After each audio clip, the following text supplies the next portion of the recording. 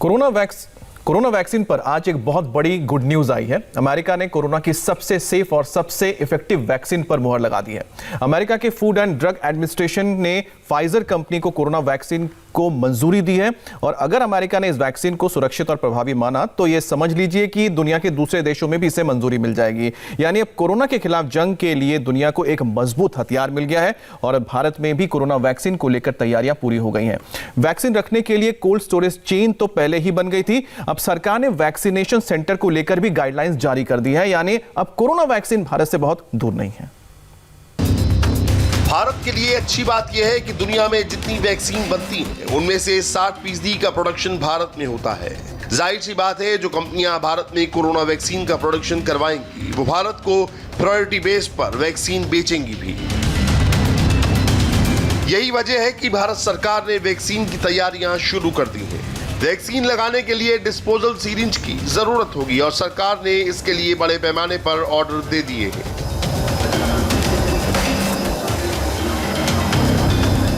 India TV संवाददाता विजय Lakshmi syringe बनाने वाली एक ऐसी ही कंपनी में गई जहां सिरिंज बनाने के लिए दिन रात काम हो रहा है, जिससे वैक्सीन के लिए सिरिंज की कमी ना हो। इस वक्त हम इसी तरह के एक सिरिंज प्रोडक्शन जो यूनिट है, मैन्युफैक्चरिंग जो यूनिट है हिंदुस्तान सिरिंजेस का, उसमें हम हैं और आपको दिखाएं कि सिरिंजेस जो है मैन्युफैक्चरिंग का यहाँ पर काम चल रहा है।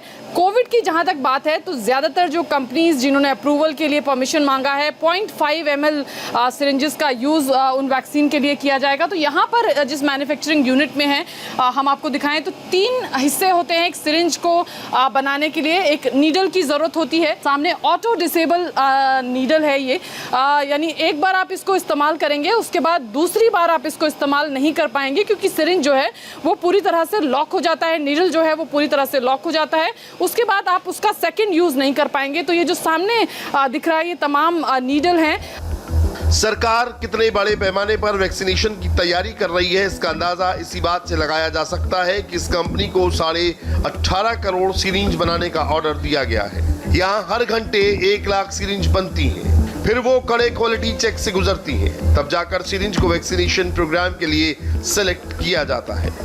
ऑटो डिसेबल सिरिंजेस हैं ये, ऑटो डिसेबल 0.5 मिलीलीटर सिरिंजेस हैं ये। तमाम जो मैन्युफैक्चरिंग अगर हम यहाँ की बात करें, हिंदुस्तान सिरिंजेस जो कंपनी है यहाँ पर प्रतिदिन हर घंटे में 1 लाख सिरिंजेस बनाए जा रहे हैं और 18.5 करोड़ सिरिंजेस जो है इस कंपनी को मार्च तक जो है डिलीवर करने हैं। तो वैक्सीनेशन की जहाँ तक बात है तैयारी ज़ोर शोर से है भारत सरकार की भी। ये खाली एक ही बारी सिरिंज यूज़ हो सकता है। जैसे मैं आपको दिखाता हूँ, आप डॉक्टर ने अगर इंजेक्शन फिल करा, हवा निकाली और फिर इंजेक्शन दिया, अब आपने लॉक और क्लिक की आवाज़ सुनी, अब सिरिंज लॉक हो गई है। कल को कोई सिरिंज उठाता है, रीयूज़ करना चाहता है, पीछे खींचेगा तो ये प्लंजर टूट जाएगा। अगर वो सोचेगा कि मैं नीडल हटा दूँ तो नीडल भी नहीं हट सकती है क्योंकि नीडल भी बैरल में लॉक्ड है। तो ये जो डिज़ाइन है बड़ा अच्छा डिज़ाइन है, बड़ा फ्लेक्सिबल डिज़ाइन है, जिससे कि हम बड़े लो कॉस्ट में नॉर्मल डिस्पोजेबल सिरिंज के नियरली सेम रेट के ऊपर हम दुनिया भर में सप्लाई करते हैं। ये तो बात हुई वैक्सीनेशन में यूज होने वाली सिरिंज की, लेकिन एक बड़ी चुनौती वैक्सीन के ट्रांसपोर्टेशन, डिस्ट्रीब्यूशन और स्टोरेज की भी होगी।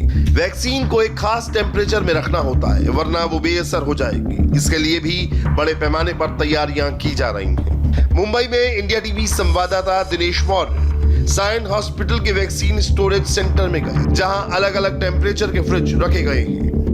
कोरोना वैक्सीन जब भी आएगी तब उस वैक्सीन को स्टोर करने के लिए कई सारे ऐसे फ्रीजर की जरूरत होगी जिसका टेम्परेचर -डिग्री में होगा। हम साइन अस्पताल के एक ऐसे सेक्शन में है जहां पर कई सारे फ्रीजर्स है। यहाँ पर जो आप फ्रीजर देख रहे हैं यहाँ पर -20 डिग्री तक के वैक्सीन जो है यहाँ पर स्टोर किए जा सकते हैं। इतना टेम्परेचर जो है वो यहाँ पर होता है। सर, आप मुझे इस फ्रीजर की खासियत बताइए। ये freezer is -20 degree Celsius. Suppose हमको वैक्सीन रखना एट -20, तो we have the place where we can keep the vaccine here. अच्छा, तो सर इसकी कितनी क्वांटिटी में रख सकते हैं यहाँ पर ऐसे स्टोरेज पर?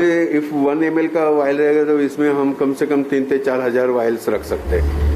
लेकिन कोरोना की कुछ वैक्सीन ऐसी भी हैं जिन्हें बहुत कम टेम्परेचर में ही स्टोर किया जा सकता है।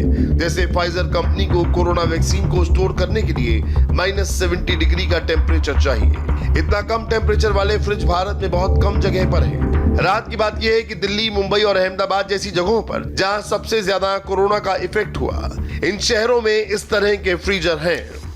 हमारे पास -70 टू -80 डीप फ्रीजर भी है।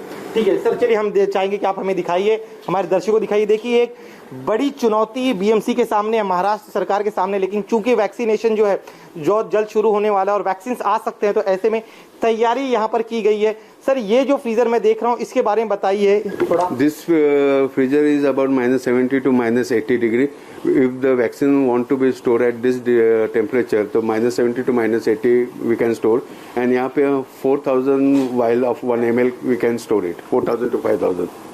रेगुलर टेम्परेचर मॉनिटरिंग होता है इस सारे फ्रिज का। डेली मॉनिटरिंग 2 बार दिन में होता है, whether temperature is maintained on, जो बहुत ज़रूरी है टू मेंटेन द कोल्ड।